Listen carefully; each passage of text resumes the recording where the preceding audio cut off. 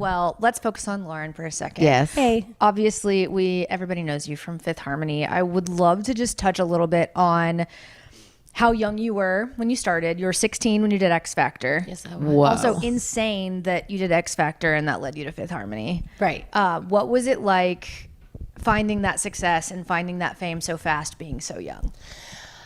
Fast is interesting, right? It's kind of like a perception because I started when I was 16, and I will say that coming from being in obscurity and like zero connection to the music industry or entertainment industry at all, and then I went to a cattle call audition of like 10,000 people and went through like 4 different rounds, like producer pick rounds before I actually did the live audition in front of the judges and the audience and stuff.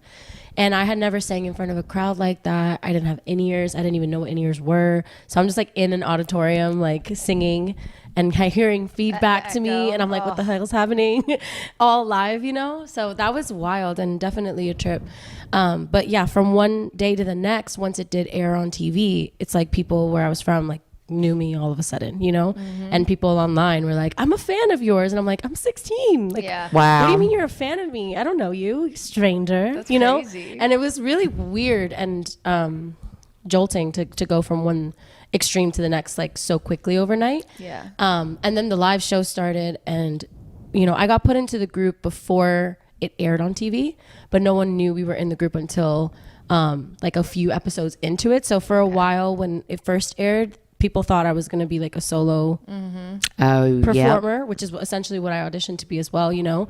And then they put us in the group, you know, the judges made the group. Interesting, yeah. So yeah, from one day to the next again, I was now in a girl group, and within 4 days had to learn enough dynamics to perform as a group. Wow. To keep going in the competition. So yeah, it was a whirlwind. I bet it was. For sure. Did you go into it thinking, like, auditioning and thinking like, I probably am not going to get this. I'm going to do this. Or did you go into it being like, No. I'm going to fucking get this and I'm going to be a superstar? Absolutely. Yeah. I went manifestation. yeah, 100%. Like, I was delusional as fuck. I walked in That's with my awesome. little backpack, and everyone kept telling me, because something I kept hearing was like, you know, like, that's like 1 in a million, like that only 1 in a million. I kept hearing that 1 in a million thing. And every time they told me, I'd be like, yeah, I'm the one.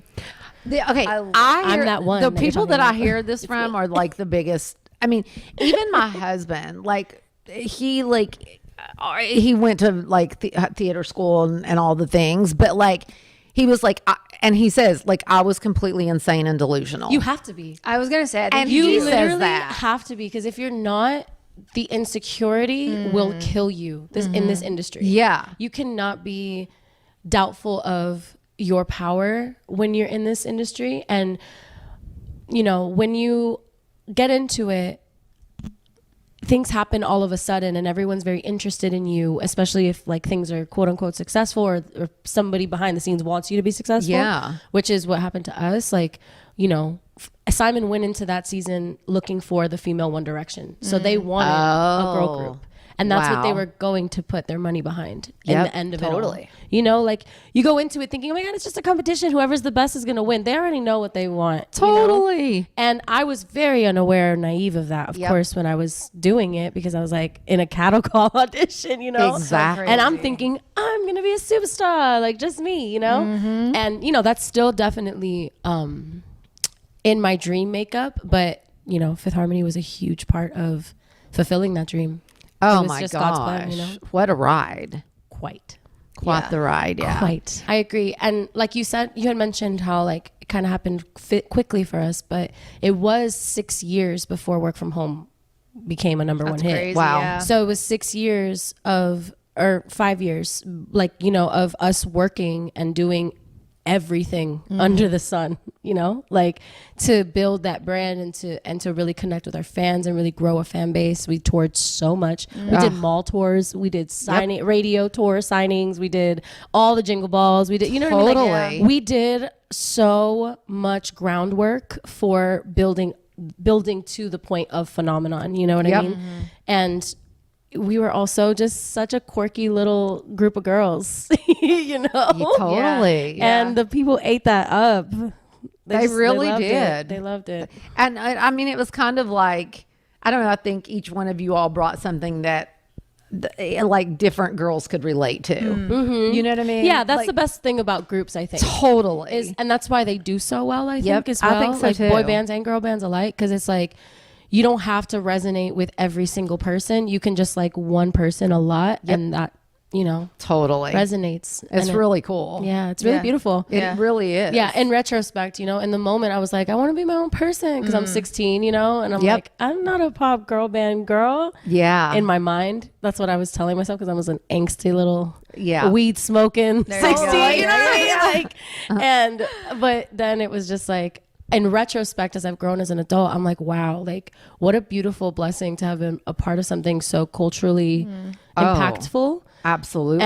And that it still has the legacy that it does with it, you know what I mean? And I'm really grateful to those girls because we went through a lot together, and yeah, I'm really proud of us. Yeah. Totally. For all being sane still. I mean, honestly, right? Yeah, that's mean, it's that's to not me. easy. Listen, if you're mentally healthy, you won in this industry. I have So chill true. bumps. You feel me? Say it all the like ugh, you know, and I'm like, there were times, you know, that I would just be like, oh, are we which way are we going here? Right. You know, like this business is hard. Yeah. I mean, especially if I think being a female in this business is so tough. Oh my goodness. Like so crazy. Yeah, And like no, it if is. you come out and you are mentally healthy, you won. Yeah. You absolutely And I won. think it deeply has to do with your family and like the people that you have around you, whether that's chosen family or blood family. Gazillion percent. Like that's what keeps you grounded, and that's what allows for you to have longevity and purpose and grounding outside of the external validation that's required to be successful in this industry, you know? Absolutely So agree. yeah, it helps. It helps that balance that out so that you're not just only tying your self-worth to how other people perceive you, you know?